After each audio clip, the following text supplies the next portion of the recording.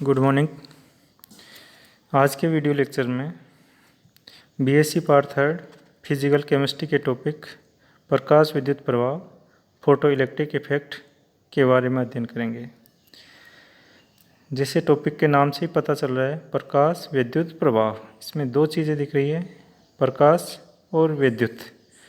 प्रकाश के कारण विद्युत अर्थात इलेक्ट्रॉन का उत्सर्जन या इलेक्ट्रॉन का बाहर निकलना प्रकाश विद्युत प्रभाव कहलाता है। अर्थात जब दृश्य और पराबैंगनी प्रकाश की कोई निश्चित आवृत्ति वाला प्रकाश किसी धातु जैसे जिंक,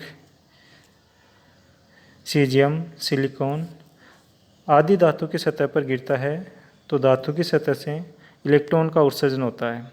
इस घटना को प्रकाश विद्युत प्रभाव कहते हैं। अर्थात प्रकाश के कारण विद्युत का उत्पादन होना या विद्युत का बनना। और जो उत्सर्जित होने वाले इलेक्ट्रॉन हैं उनको उत्सर्जित इलेक्ट्रॉनों को फोटो इलेक्ट्रॉन कहते हैं। अर्थात जब किसी धातु की सतह पर निश्चित आवृत्ति का प्रकाश गिरता है तो धातु की सतह से इलेक्ट्रॉनों का उत्सर्जन हो जाता है। जैसे आपको चित्र में दिख रहा है कि ये जो आपतित प्रकाश है वो धातु की सतह पर गिर रहा है, और आप जानते ही हैं कि धातु की सतह या धातु में मुक्त इलेक्ट्रॉन पाए जाते हैं। तो जो ये प्रकाश धातु की सतह पर गिरता है, ये मुक्त इलेक्ट्रॉन प्रकाश के कारण धातु की सतह से बाहर निकल जाते हैं। ये जो बाहर इलेक्ट्रॉन निकल रहे हैं इनको उत्सर्जित इलेक्ट्रॉन को फोटो इलेक्ट्रॉन कहते हैं। और जो इनकी ऊर्जा होगी, इनकी जो गतिज ऊर्जा होगी वो E बराबर 1/2 mv² के बराबर होती है। और जो आपतित प्रकाश है या आपतित प्रकाश का जो एक फोटोन है उसकी जो ऊर्जा E वो hν के बराबर होती है। ये जो प्रकाश की क्रिया से इलेक्ट्रॉन का जो उत्सर्जन हो रहा है अर्थात प्रकाश विद्युत प्रभाव के संबंध में विभिन्न प्रयोगों से निम्न तथ्य प्राप्त होते हैं। सबसे पहला, प्रकाश विद्युत प्रभाव जो है वो एक तात्क्षणिक प्रक्रिया है। अर्थात ज्यों ही धातु की सतह पर प्रकाश गिरता है त्यों ही धातु की सतह से इलेक्ट्रॉन निकल जाता है। इसके मध्य में प्रकाश के गिरने और धातु की सतह से इलेक्ट्रॉन निकलने के बीच में किसी प्रकार का कोई समय नहीं लगता। तात्क्षणिक प्रक्रिया, ज्यों ही प्रकाश धातु की सतह से टकराएगा त्यों ही इलेक्ट्रॉन बाहर निकल जाएगा। दूसरा तथ्य देखिए, जो उत्सर्जित होने वाला इलेक्ट्रॉन है उस इलेक्ट्रॉन का वेग जो आपतित प्रकाश है उसकी आवृत्ति पर निर्भर करता है कि वो कितने वेग से बाहर निकलेगा। ये डिपेंड करेगा कि जो आपतित प्रकाश है उसकी आवृत्ति क्या है। तथा प्रकाश की तीव्रता में परिवर्तन का इलेक्ट्रॉन के वेग पर कोई प्रभाव नहीं होता, सिर्फ आवृत्ति पर निर्भर करता है। जो आपतित प्रकाश है उसकी आवृत्ति और जो निकलने वाला फोटो इलेक्ट्रॉन है उसकी ऊर्जा के मध्य में अगर एक ग्राफ खींचा जाए तो आपके सामने जो ग्राफ दिख रहा है ऐसा ग्राफ प्राप्त होता है। इस ग्राफ में एक तरफ जो फोटो इलेक्ट्रॉन है उसकी गतिज ऊर्जा लेते हैं और दूसरी तरफ उस प्रकाश की आवृत्ति लेते हैं। इन दोनों के मध्य ग्राफ खींचा जाता है। तो इस ग्राफ में आप देख रहे हो कि एक निश्चित आवृत्ति तक किसी प्रकार का कोई इलेक्ट्रॉन नहीं निकल रहा और एक निश्चित आवृत्ति जिसको μ0 से प्रदर्शित किया है उसके बाद में इलेक्ट्रॉन निकलना स्टार्ट होते हैं। और जैसे जैसे आवृत्ति बढ़ाते जाते हैं वैसे वैसे इन इलेक्ट्रॉनों की गतिज ऊर्जा भी बढ़ती जाती है। तो इस ग्राफ से क्या निष्कर्ष निकल रहा है कि एक निश्चित आवृत्ति जिसको μ0 से प्रदर्शित किया है उस μ0 से कम आवृत्ति वाला प्रकाश धातु की सतह से या धातु के तल से इलेक्ट्रॉनों का उत्सर्जन करने में असमर्थ रहता है। इस निश्चित आवृत्ति को दहलीय आवृत्ति कहते हैं जिसको μ0 से प्रदर्शित करते हैं। इस दहलीय आवृत्ति से कम आवृत्ति वाले प्रकाश से किसी प्रकार का इलेक्ट्रॉनों का उत्सर्जन नहीं होगा। और जो ये दहलीय आवृत्ति है वो धातु विशेष पर निर्भर करती है, कि धातु कौन सी धातु उसकी सतह पर निर्भर करती है। अगला तथ्य, इलेक्ट्रॉन के उत्सर्जन की दर प्रकाश की तीव्रता के समानुपाती होते हैं, कि जो कितने इलेक्ट्रॉन निकल रहे हैं उनकी दर क्या है, कितने इलेक्ट्रॉन निकल रहे हैं, ये प्रकाश की तीव्रता के समानुपाती होती है। जैसे जैसे प्रकाश की तीव्रता बढ़ाएंगे वैसे वैसे इलेक्ट्रॉनों की संख्या, इलेक्ट्रॉनों की दर भी बढ़ती जाएगी।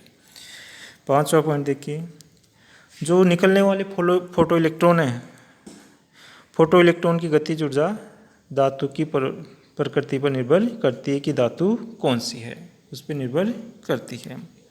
6ठा तथ्य, धातु की सतह के चारों ओर उपस्थित गैस का प्रकाश विद्युत उत्सर्जन पर कोई प्रभाव नहीं पड़ता।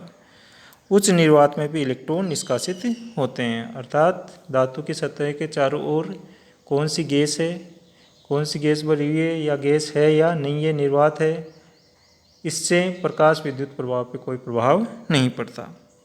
7वां पॉइंट, किसी भी विशेष धातु की सतह से इलेक्ट्रॉन उत्सर्जन हेतु किसी विशेष आवृत्ति के प्रकाश की आवश्यकता होती है। तो अगर धातु कोई विशेष है तो उससे इलेक्ट्रॉनों को निकालने के लिए प्रकाश की आवृत्ति भी विशेष प्रकाश की आवृत्ति होनी चाहिए। जैसे उदाहरण के तौर पे दृश्य प्रकाश द्वारा पोटेशियम या सिलिकॉन से तो इलेक्ट्रॉन का उत्सर्जन हो जाता है, परंतु दस्ते की पट्टी से इलेक्ट्रॉन का उत्सर्जन नहीं होता। इससे ये स्पष्ट हो रहा है कि धातु विशेष से इलेक्ट्रॉन उत्सर्जित करने के लिए अपने को प्रकाश की विशेष आवृत्ति की आवश्यकता होती है। तो ये 7 पॉइंट थे जो प्रकाश विद्युत प्रभाव को समझाने के लिए या उससे संबंधित तथ्य हैं। प्रकाश विद्युत प्रभाव की व्याख्या। प्रकाश विद्युत प्रभाव की व्याख्या करने के लिए प्लांक के विकिरण के क्वांटम सिद्धांत से इसकी व्याख्या की गई है, कि प्लांक ने जो विकिरण का या रेडिएशन के लिए क्वांटम सिद्धांत दिया था, उसी सिद्धांत से इस प्रकाश विद्युत प्रभाव की व्याख्या की जाती है। इसकी व्याख्या करने के लिए कि माना कि कोई परमाणु है, उसमें जो इलेक्ट्रॉन है वो परमाणु के नाभिक से आकर्षण बल से बंधा रहता है, तो इसे निष्कासित करने के लिए जो धातु की सतह पर विकिरण ऊर्जा गिर रही है उसका उपयोग 2 प्रकार से होगा। पहला, कि जो इलेक्ट्रॉन है वो जो नाभिक के आकर्षण से बंधा हुआ है उसको मुक्त करने में। दूसरा, इलेक्ट्रॉन को गतिज ऊर्जा प्रदान करने में, अर्थात जो आपतित प्रकाश है वो जो ही धातु की सतह पर गिरेगा तो जो इलेक्ट्रॉन है नाभिक से आकर्षण बल से बंधा है, सबसे पहले उस आकर्षण बल से उसको मुक्त कराएगा। दूसरा, उस आकर्षण बल से मुक्त होने के बाद उसको उस धातु की सतह से बाहर निकालने के लिए गतिज ऊर्जा प्रदान करेगा। पहले कार्य में जिस न्यूनतम ऊर्जा की आवश्यकता होती है उसे दहली ऊर्जा कहते हैं और इसे P से प्रदर्शित करते हैं। जब विकिरण के फोटोन की ऊर्जा दहली ऊर्जा से कम होती है तो प्रकाश विद्युत प्रभाव नहीं होता है। अतः जब एक निश्चित ऊर्जा का फोटोन धातु तल पर गिरता है तो फोटोन अपनी ऊर्जा इलेक्ट्रॉन को दे देता है और इस ऊर्जा का कुछ भाग तो इलेक्ट्रॉन को परमाणु से अलग करने में काम आता है और जो शेष ऊर्जा बच जाती है वो इलेक्ट्रॉन को गतिज ऊर्जा के रूप में प्रदान की जाती है, जिससे इलेक्ट्रॉन गतिज ऊर्जा 1/2 mv² के साथ धातु तल से उत्सर्जित होता है। इसको अपन सूत्र के रूप में इस प्रकार समझा सकते हैं, इस प्रकार लिख सकते हैं कि माना कि जो आपतित फोटोन है उसकी जो ऊर्जा है वो hν है। h यहाँ प्लांक स्थिरांक है और μ उसकी आवृत्ति है। hν = phi + 1/2 mv², या इसको अपन इस रूप में भी लिख सकते हैं hν = hμ0 + 1/2 mv²। यहाँ जो phi है वो = hμ को धातु की देहली ऊर्जा या उसका कार्यफलन वर्क फंक्शन कहते हैं। ये जो समीकरण प्राप्त हुई h mu equal to h mu 0 plus 1/2 m u square, इसको आइंस्टीन का प्रकाश विद्युत समीकरण कहते हैं।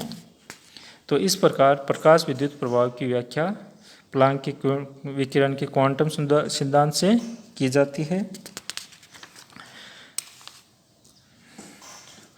फोटोवोल्टाइक्स सिलिकॉन सोलर सेल है, वो प्रकाश विद्युत प्रभाव पर ही कार्य करता है। प्रकाश विद्युत प्रभाव का प्रायोगिक सत्यापन कैसे किया जाता है? प्रकाश विद्युत प्रभाव का प्रायोगिक सत्यापन करने के लिए चित्र में दिखाए अनुसार